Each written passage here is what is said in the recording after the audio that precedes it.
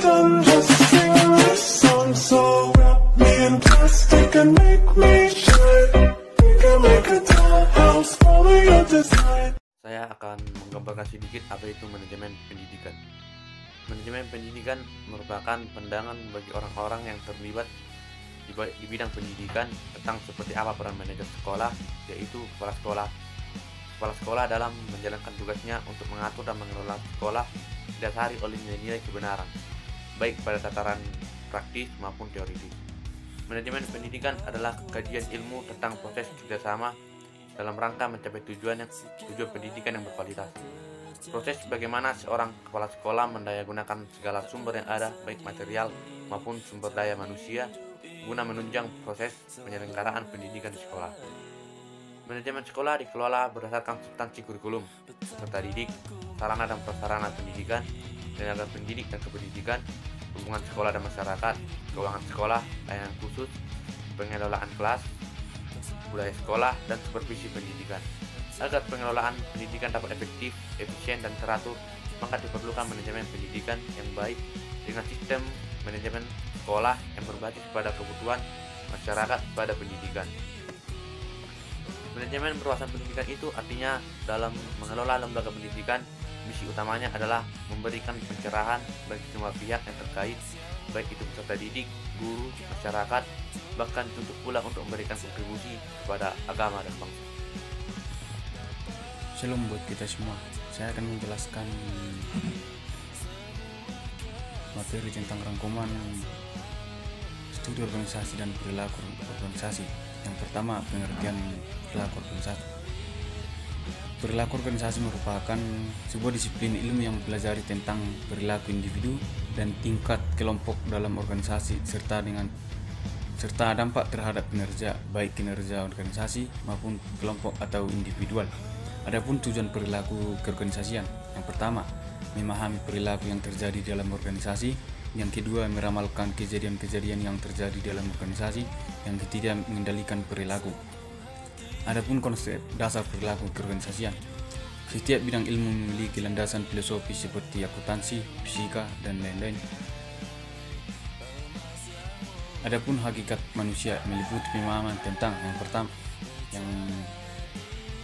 pertama, perbedaan individu, yang kedua, perilaku termotivasi, yang ketiga, manusia memiliki nilai martabat, yang kedua, hakikat organisasi meliputi pemahaman tentang yang pertama, sistem sosial, artinya bahwa organisasi adalah sistem sosial yang dibentuk untuk kepentingan bersama. Yang kedua, kepentingan bersama artinya bahwa organisasi membutuhkan orang-orang dan orang-orang membutuhkan organisasi. Yang bagian kedua, rangkuman tentang materi sikap dan kepuasan kerja. Yang pertama, pengertian sikap kinerja. Sikap didefinisikan sebagai cenderungan merespon sesuatu secara konsisten untuk mendukung atau tidak mendukung dengan memperhatikan suatu objek tertentu. Yang kedua, jenis-jenis sikap. Yang pertama, sikap yang menentukan kepuasan seseorang terhadap kerjanya. Yang kedua, sikap yang menggambarkan sampai sejauh mana partisipasi aktif karyawan terhadap kerjanya. Yang ketiga, sikap yang menunjukkan sampai mana seseorang melibatkan diri dalam organisasi beserta dengan tujuan-tujuannya dan ingin menjaga keanggotaannya dalam organisasi. Adapun aspek sikap secara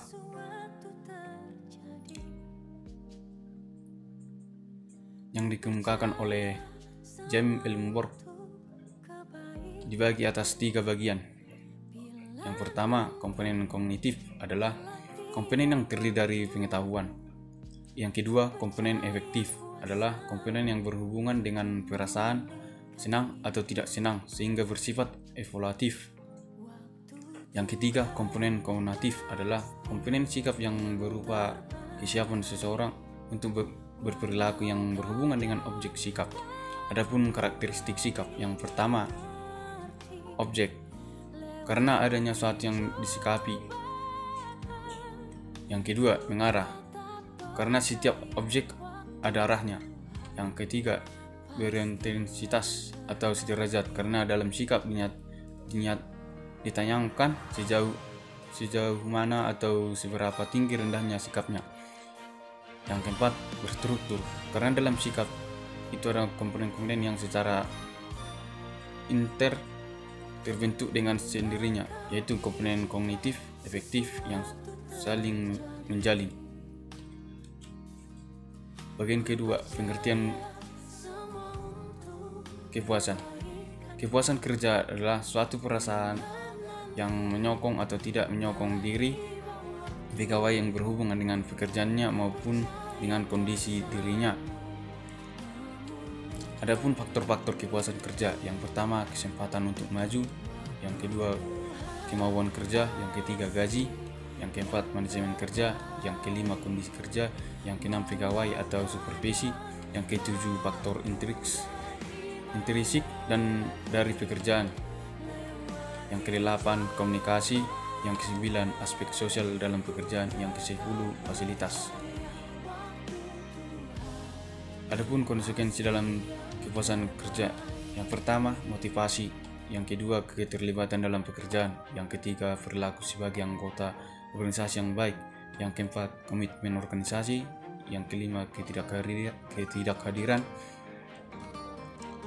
yang keenam berhentinya karyawan, yang ketujuh stres yang dirasakan, yang ke-8 prestasi kerja, yang ke-9 mengikuti kepuasan kerja. Terima kasih. Shalom. A. Keragaman karakteristik demografis. Pertama, tingkat keragaman, yang dimana demografis umumnya merefleksikan keragaman level permukaan, bukan pemikiran atau perasaan, serta dapat mengarahkan asumsi pekerja dalam menilai orang lain. Perbedaan individu dalam kepribadian dan budaya membentuk gaya komunikasi, reaksi kepada pemimpin, serta gaya negosiasi pada banyak aspek dari perilaku organisasi. Kedua, diskriminasi artinya memperhatikan perbedaan antara satu hal dengan hal lainnya, yang sebenarnya tidak selalu buruk. Diskriminasi terjadi dalam banyak cara, dan efeknya pun bervariasi bergantung pada konteks organisasi dan pemecahan pribadi anggota-anggotanya. Ketiga, karakteristik biografi. Yang pertama, umur. Kedua, jenis kelamin. Ketiga, ras dan etnis. Keempat, orientasi seksual. B. Sikap. Komponen utama sikap, perilaku sikap, dan sikap kerja yang utama, di mana komponen sikap yang utama yaitu kognitif, yang berupa opini atau segmen kepercayaan dari suatu sikap. Yang kedua, afektif, yang berupa segmen perasaan atau emosional dari suatu sikap. Yang ketiga, perilaku merupakan suatu maksud untuk berperilaku tertentu terhadap seseorang. Dan sikap kerja yang keras yang utama ialah kepuasan kerja, keterlibatan kerja, komitmen organisasi, dan dukungan organisasi yang dirasakan. Baiklah, saya sini akan merangkum materi dari emosi dan suasana hati. Pertama, kita harus mengetahui afeksi. Afeksi adalah kisaran yang luas dari perasaan yang dialami seseorang meliputi emosi maupun suasana hati. Pengertian emosi adalah perasaan intens yang diarahkan pada seseorang ataupun sesuatu. Sedangkan suasana hati adalah perasaan yang cenderung kurang intens dibandingkan emosi dan sering muncul tanpa sebuah peristiwa spesifik ataupun stimulus. Fungsi emosi.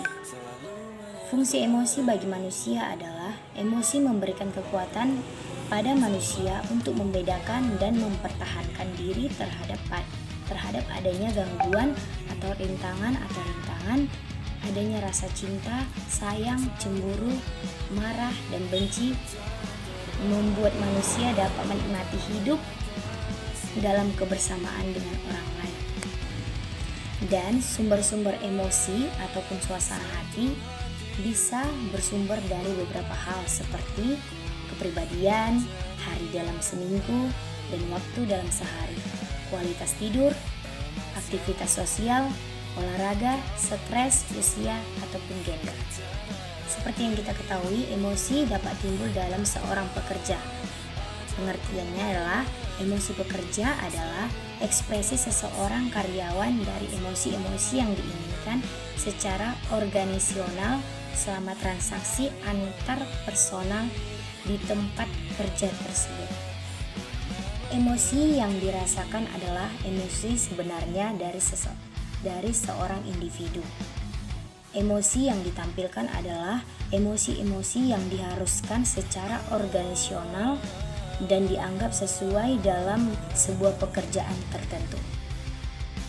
Berpura-pura di permukaan adalah menyembunyikan perasaan mendalam seseorang dan menghilangkan ekspresi-ekspresi emosional sebagai respon terhadap aturan-aturan penampilan. Itulah emosi pekerja. Kecerdasan emosional. Kecerdasan emosional ialah kemampuan seseorang untuk menilai emosi dalam diri dan dalam orang lain, memahami makna emosi, dan mengatur emosi seseorang secara teratur dalam sebuah model alur. Peraturan emosi. Peraturan emosi merupakan bagian dari literatur kecerdasan emosional, tetapi saat ini semakin dipelajari sebagai sebuah konsep terpisah. Riset terkini menyatakan bahwa kemampuan manajemen emosi ialah alat prediksi kuat atas kinerja tugas bagi beberapa pekerja dan perilaku kewargaan organisasi. Kepribadian emosi dan suasana hati. Kepribadian memberikan kecenderungan kepada orang untuk mengalami suasana hati dan emosi tertentu. Beberapa orang mempunyai kecenderungan untuk mengalami emosi apapun secara lebih intens. Orang-orang seperti ini memiliki intens afektif yang tinggi. Intensitas afeksi yaitu perbedaan individual dalam hal kekuatan di mana individu-individu mengalami emosi mereka. Jadi, emosi-emosi berbeda dalam intens mereka, tetapi juga berbeda dalam bagaimana mereka berkecenderungan untuk mengalami emosi. Baik, di sini saya akan menjelaskan sedikit tentang teori motivasi. Dalam memahami motivasi, terdapat dua teori yang melandasi motivasi, yaitu teori kebutuhan dan teori proses. Perbedaan antara teori kebutuhan dan teori proses dalam motivasi adalah teori kebutuhan manusia dilihat dari perilakunya, sedangkan teori proses terjadi dalam pikiran seseorang yang akhirnya membuat orang tersebut menampilkan tingkah laku. Motivasi juga merupakan suatu dorongan dari dalam maupun luar yang membuat seseorang ingin melakukan sesuatu atau mencapai sesuatu. Dan juga motivasi merupakan dorongan dari dalam diri yang tidak terlihat. Ada 3 kategori motif manusia, yaitu pertama, motif primer. Di antaranya dibawa sejak lahir dan bukan merupakan hasil proses belajar, faali atau psikologis, kebutuhan alamiah untuk makan dan minum. Kedua, motif umum. Di antaranya dibawa sejak lahir dan bukan merupakan hasil dari proses belajar, tidak berhubungan dengan faali tubuh manusia. Kebutuhan kasih sayang, rasa ingin tahu dan juga diperhatikan. Ketiga, motif sekunder. Di antaranya hasil proses belajar, tidak berhubungan dengan proses faali atau psikologis, kebutuhan berprestasi dan juga berkuasa. Di sini ada 3 kebutuhan dasar Maslow yang disusun berdasarkan kebutuhan yang paling penting hingga tidak terlalu krusial adalah sebagai berikut.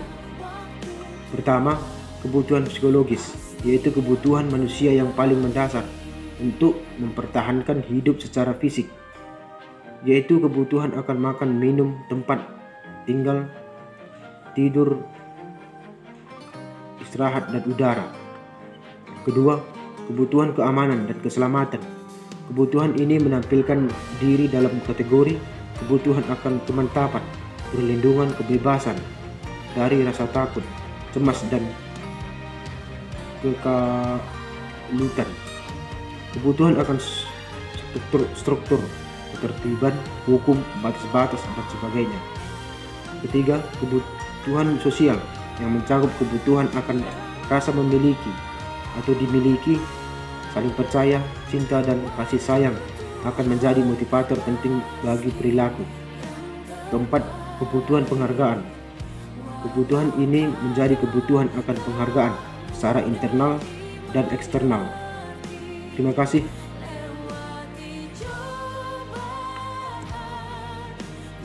Saya akan menjelaskan sedikit tentang perilaku individu, kelompok, dan organisasi. Perilaku adalah tindakan dari orang-orang, sedangkan perilaku organisasi adalah studi mengenai tindakan manusia di tempat kerja. Produktivitas karyawan merupakan ukuran kinerja atas efisiensi dan efektivitas. Fokus dari perilaku organisasi adalah perilaku individu, perilaku kelompok, dan organisasi. Sedangkan tujuan dari perilaku organisasi adalah untuk menjelaskan, memprediksi, dan mempengaruhi perilaku, sehingga manajer harus mampu menjelaskan mengapa karyawannya melakukan perilaku tertentu, dan juga memprediksi bagaimana karyawannya akan menghadapi berbagai tindakan dan keputusan. Perilaku adalah fungsi dari konsekuensinya.